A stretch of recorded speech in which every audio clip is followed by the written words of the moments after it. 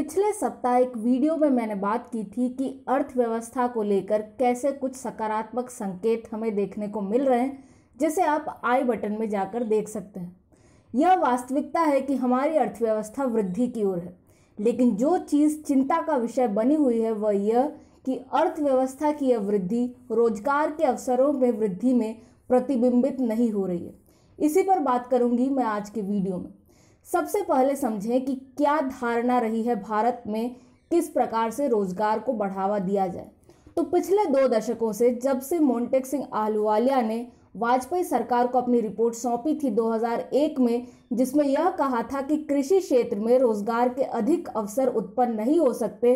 तब से 2 दशकों से हमारे नीति निर्माताओं की यह मान्यता रही है कि जो भी लोग कृषि के क्षेत्र में काम कर रहे हैं उन्हें गैर कृषि क्षेत्रों में लाया जाए, क्योंकि हम जानते हैं कि कैसे कृषि के क्षेत्र में 40% से अधिक लोग काम करते हैं, लेकिन अर्थव्यवस्था में इसकी भागीदारी 15-20% ही रहती है। और इसलिए आवश्यक है कि ये लोग जो एक तरह से अंडर एम्प्लॉयड हैं उन्हें कृषि क्षेत्र से बाहर लाया जाए। लेकिन कोविड में हमने दूसरी प्रकार का ट्रेंड देखने को मिला, जिसमें ऐसा हुआ कि जो लोग कृषि के क्षेत्र में नहीं थे उनकी भी कृषि के क्षेत्र में वापसी हुई। 2019-20 के आंकड़ों में देखें तो पाएंगे कि 45.6% लोग कृषि के क्षेत्र से जुड़े थे, जबकि इसके पहले के वर्ष में 42.5% लोग ही थे। यानी कृषि के क्षेत्र में यह एक वृद्धि को दर्शाता है और यह एक अच्छा संकेत नहीं हो सकता। और यह वृद्धि मात्र इस संयोग के कारण हुई कि पिछले वर्ष भी जब लॉकडाउन लगा था और फिर जब लॉकडाउन में छूटें दी जाने लगी थी तब खेती का मौसम आ गया था, और इसलिए जो लोग पलायन कर चुके थे लॉकडाउन के दौरान उन्होंने खेती को चुना और वे अपने गांव में ही रह गए और कृषि के क्षेत्र में लिप्त हो गए। और ऐसा ही लगभग इस वर्ष भी हुआ, जहां कोविड की दूसरी लहर ने मई के महीने में सबसे शिखर को प्राप्त किया और फिर जब कोविड की लहर शांत हुई तो लोग अपने गाँवों में ही थे और वे कृषि के क्षेत्र में ही काम करने लगे।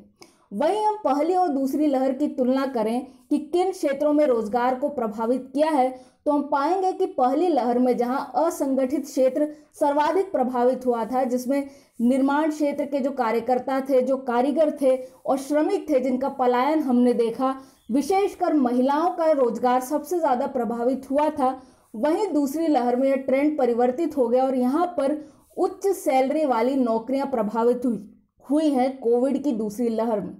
इस प्रकार हम पाते हैं कि यह जो ट्रेंड है वह ग्रामीण क्षेत्रों में भी देखने को मिला, जहां ग्रामीण क्षेत्र में पिछले वर्ष कृषि के अलावा दूसरे रोजगारों में भी वृद्धि थी, लेकिन इस वर्ष सिर्फ कृषि के क्षेत्र में ही वृद्धि देखने को मिली। और एक अच्छा संकेत यह है कि जो निर्माण क्षेत्र है वहां पर कोविड की दूसरी लहर से प्रभाव नहीं पड़ा, जबकि पहली लहर से काफी प्रभाव पड़ा था। और इसका एक कारण यह हो सकता है कि जो श्रमिक थे उन्होंने बायो बबल में काम करना सीख लिया। हमने देखा है कि कई सारी कंस्ट्रक्शन साइट्स पर बायो बबल बनाए गए हैं, श्रमिक वहीं रहते हैं, वहीं काम करते हैं, और इस तरह से दूसरी लहर के बीच भी इंफ्रास्ट्रक्चर पर काम लगातार जारी रहा था।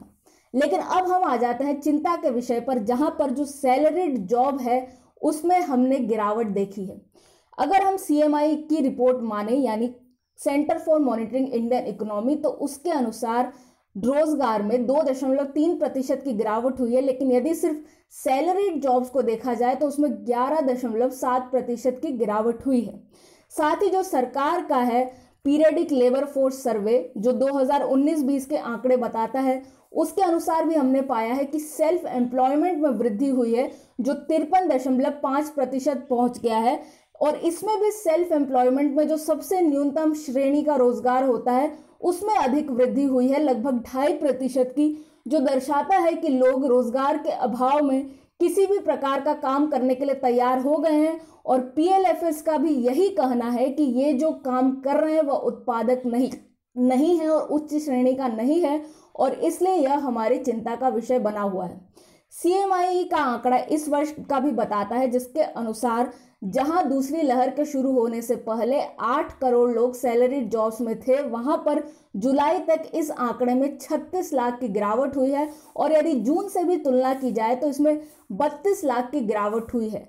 इस प्रकार जो क्षेत्र रहा है सैलरीड जॉब्स का, वह अब चिंता का विषय बन गया है। भले ही हमने लिंक्डइन की रिपोर्ट्स देखी जिसमें हायरिंग हो रही है, लोगों को लिया जा रहा है कंपनी में जो कि विशेषकर डिजिटल क्षेत्र और आईटी से संबंधित है, लेकिन यदि हम प्रोडक्शन क्षेत्र में जाएं तो वहां पर प्री कोविड लेवल्स के फैक्ट्री जो आउटपुट रहा था वह अभी तक 90% ही पहुंच सका है, जिसके कारण इस प्रकार की चीज देखने को मिल रही है। हालांकि एक और है बेटर प्लेस सर्वे जो कुछ सकारात्मक संकेत देता है, जिसके अनुसार 2021 में 70 लाख ब्लू कॉलर जॉब्स के अवसर मिलेंगे और इनमें जो वृद्धि के चालक होंगे वे होंगे सबसे ज्यादा औद्योगिक रूप से विकसित जो राज्य हैं तेलंगाना, तमिलनाडु, कर्नाटका और महाराष्ट्र। ये 50% मांग को बल देंगे, जिसमें से 17% अकेले महाराष्ट्र देगा। और इसका कारण यह भी है कि प्री कोविड लेवल्स यानी 2019 की तुलना में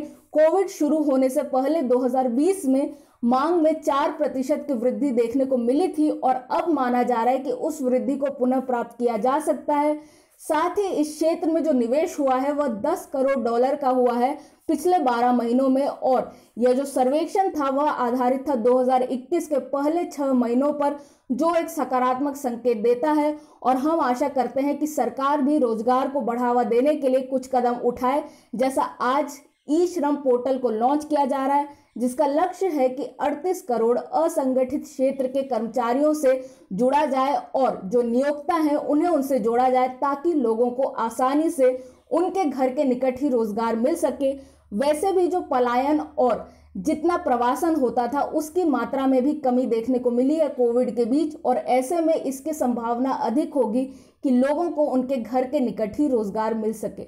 मैं हूं निष्ठा अनुश्री, देखते रहें स्वराज्य।